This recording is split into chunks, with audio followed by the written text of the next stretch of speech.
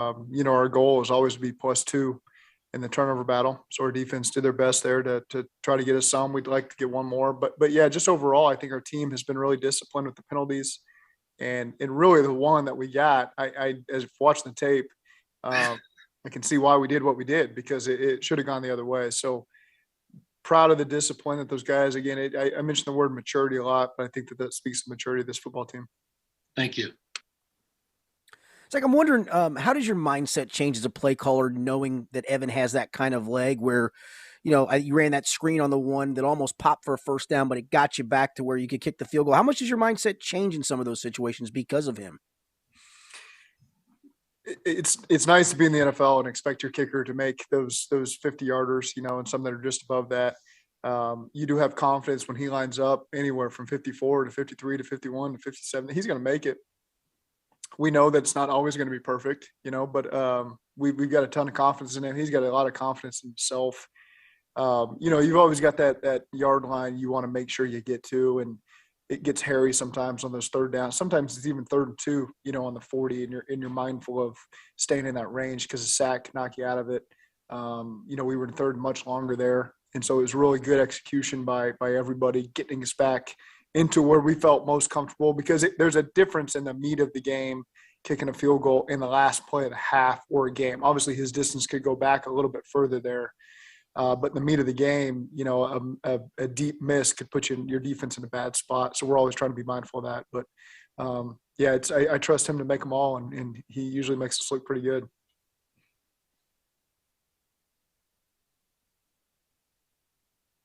When you went back through the tape, obviously I know you said you went into the game knowing and wanting to run the ball, but was there a particular player that really stood out in helping you guys be able to be so efficient in the run game? I think that there was a lot of consistency across the board. There was a lot of examples to point out today, really, of different guys on different plays, because we really emptied the tank on a lot of different variations of runs that you can really. I mean, it was tight zone, wide zone, gap scheme, toss plays, jet sweeps. We threw it all at them. And so different guys are going to have to step up on different areas. Sometimes it's going to be more the center and the guard inside and the back, and sometimes it's going to be on the perimeter. The tight ends and the receivers have got to get the party started. And so I really thought there was tremendous examples of everybody doing their job, doing the little details, and straining to finish. Because like I mentioned in postgame, we knew it was going to be a dirty game for 3/4 of it, and then the dam would break eventually, and it was going to take great strain from our guys just to help us get 2, 3, 4 yards sometimes, and everybody did a really good job of that. Zach, how much does winning a game like that and really in the fourth quarter just taking over that final 5-6 minutes give this team confidence now going into a divisional game like the Steelers?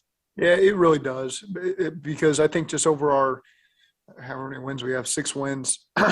They've kind of run the gauntlet on all types of wins, last second field goals, taking control of games in the third quarter, early fourth quarter in a couple of those games. And then this one, it was 16-13, with 4 minutes and 50 seconds left. And so then for our guys to, in that last 5 minutes, take it over and win with the score that we did is kind of that last way that we haven't won a game that way yet. So I think it does give the guys the momentum that we felt like we had a couple of weeks ago to get back on track and win playing the style of football that we want to play.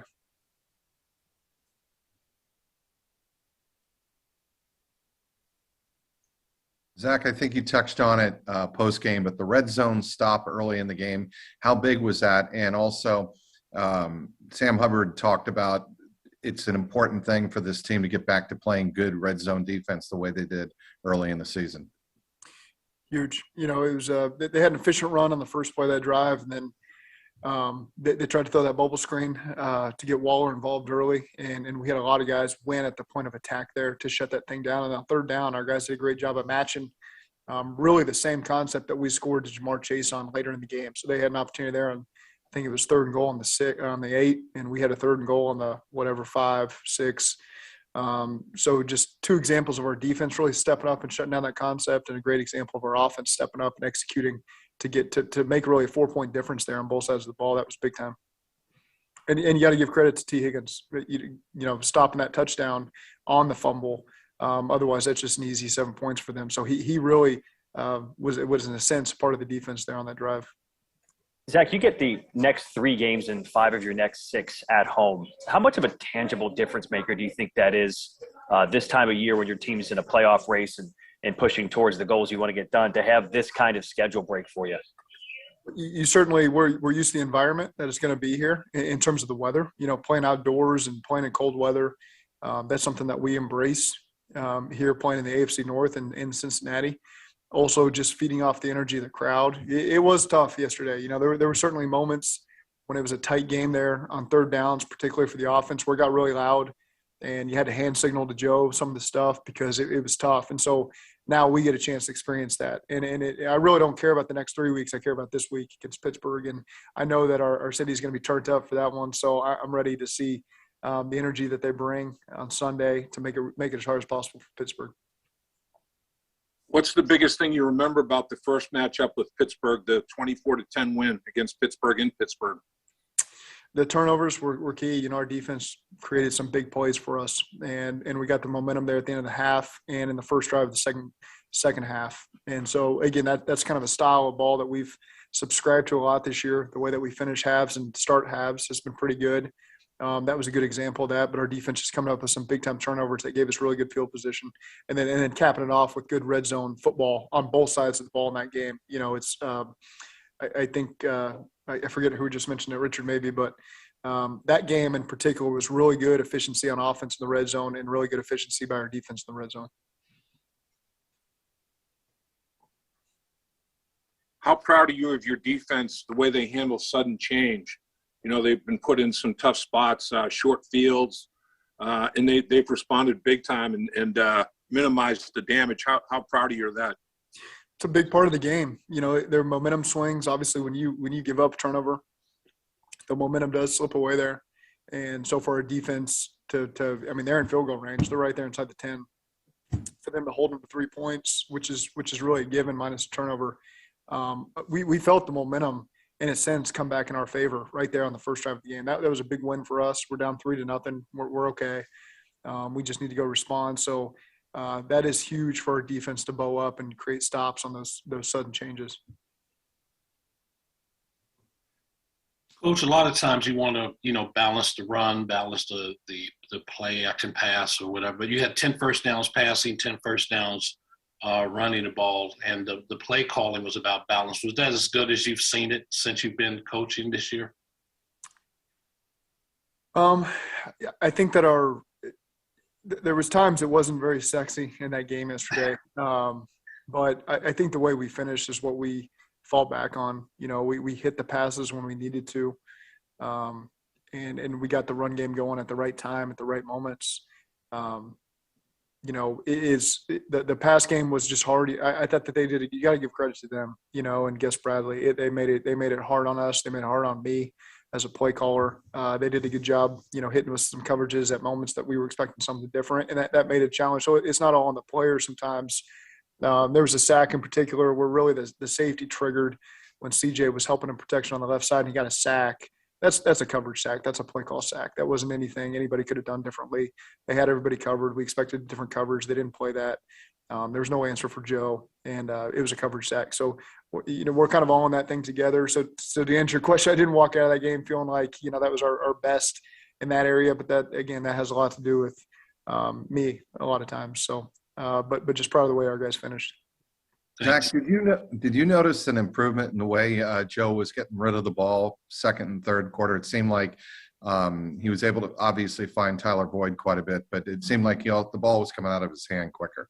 Yeah, he's always good at that, and some of the hits he took in the first half, again, we're going back to we just needed to make some adjustments in the pass game because to be able to put him in better positions to be able to make those quick decisions, because sometimes he was taking hits and there wasn't really an opportunity for him to get the ball out of his hand quick enough. And again, 98, I got as much respect for Max Crosby as any player we played against. That guy is a tremendous football player in the run and the pass. He does not take a play off.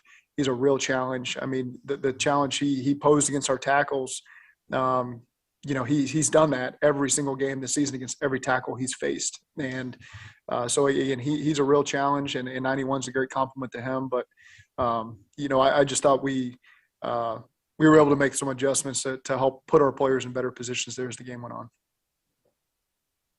I know sometimes stats can be misleading, and this is specific to Mike Hilton, but when you guys signed him, obviously the amount of sacks he had and his ability to create pressures for you guys in a different look was probably something that was intriguing to you. But from his standpoint, because there hasn't been many opportunities for him in terms of when you look at the stat sheet, he doesn't have any sacks. Are we maybe missing just the impact he actually is having on your defense because the stats don't really show that? Absolutely. You look at two plays he made. He was a part of that play on the second down play at the beginning of the game. And they ran another play on the perimeter later on where he was able to get off a block and make a big play on one of those end around plays. So he does a lot for us leadership wise, being at the right place, playing with the right leverage. Sometimes when he does pressure and they pick him up, thins out the protection for other guys to be able to create issues in the pocket for the quarterback. So just because guys don't always get home doesn't mean that they're not contributing in a lot of other ways. And Mike's been a great addition to our defense that way. Zach, I'm curious what the plane flight was like from Vegas. It's kind of late after the game. Were guys still pretty amped? Were people sleeping? And how aware were you guys of what had happened around the AFC North yesterday? When did that kind of did you guys kind of realize how insane the other games being played in your division were like? Let's start with the plane ride. It was early on. It was, I kind of go back to different areas. We had a big plane, first of all. Hats off to Jeff Brickner there. But it was, it was a good plane, good vibe. Guys had great energy. I heard guys, talking about different moments in the game and kind of busting on each other a little bit, which is always good after a win.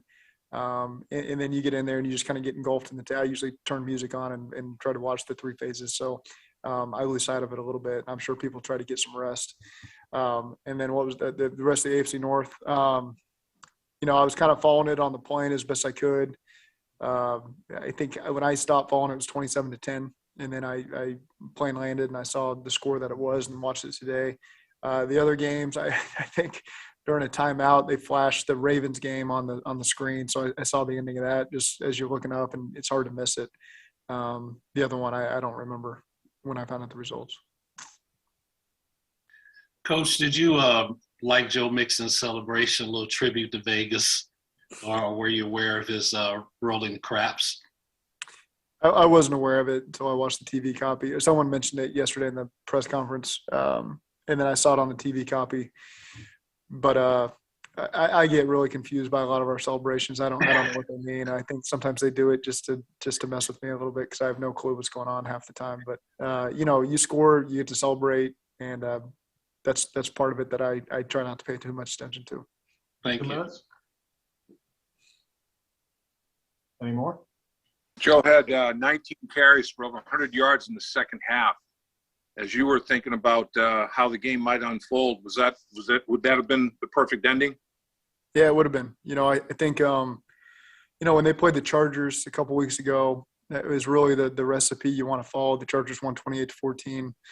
I think they had 75 yards rushing in the first half. They finished the third quarter at like 106, and then they finished the game at like 175. So you look at 60, 69, 70 yards rushing there in the fourth quarter with a 14-point lead. That's kind of I think we were up 29-13 at one point. I remember thinking, okay, well, we've kind of followed that recipe pretty good. But just early on, you're trying to find games that maybe fit your style of play and how you could foresee the game going. And that was a pretty good one to model ourselves after. And I think I don't know exactly what our numbers were at halftime, third quarter in the game, but they were pretty efficient in what we wanted to do there.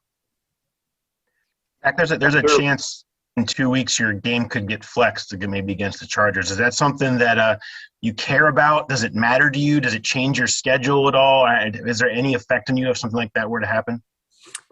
If that comes up next week, we'll pay attention to it, but it's really hard to look past Pittsburgh this Sunday. So I'll let everybody else worry about that for now. Hey, Zach, after watching the film, how did you feel the offensive line played as a whole? And then specifically, did you see any growth from Adeniji in his second start? Yeah, I thought Akeem played really good. I thought he played really good. He was stout in protection. He did a nice job in the run game. I thought overall our guys really gave us great effort, great attention to detail to get us going. There were some negative runs. Those guys are on scholarship on defense. They're a good front. Perriman's the leading tackler in the NFL because of his speed and his awareness and knowledge of the scheme. And so again, those guys, they're good at what they do. Not every play is going to be perfect. It was sometimes them just having the right call on for some of our looks, and you got to live with that a little bit. Some of those scheme plays we're trying, sometimes they can be a little bit hit or miss. It can be a -3, or it can be a touchdown run where Stanley Morgan's leading up on the way. That kind of go one of two ways a lot of times, and so you just got to stick with it. And fortunately, our defense played so well that they allowed us to play with that lead where you can stick with a lot of that stuff and wait for them to hit later on and reap the benefits of that.